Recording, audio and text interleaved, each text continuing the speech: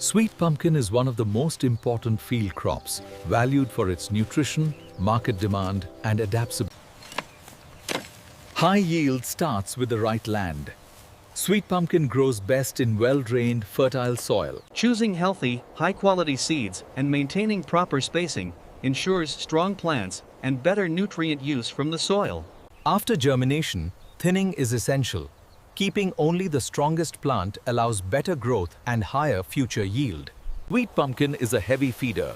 Balanced use of organic manure and fertilizers supports vigorous vine growth and healthy fruit development. Sweet pumpkin plants need consistent moisture, especially during flowering and fruit formation. Managing vine growth helps the plant focus energy on flowering and fruit development instead of excessive leaf growth. When natural pollination is limited, hand pollination ensures better fruit setting and uniform pumpkin shape. Regular inspection of sweet pumpkin plants helps detect pests and diseases early. Integrated management methods reduce crop damage and protect overall yield. Harvesting at full maturity ensures better taste, longer shelf life, and higher market value.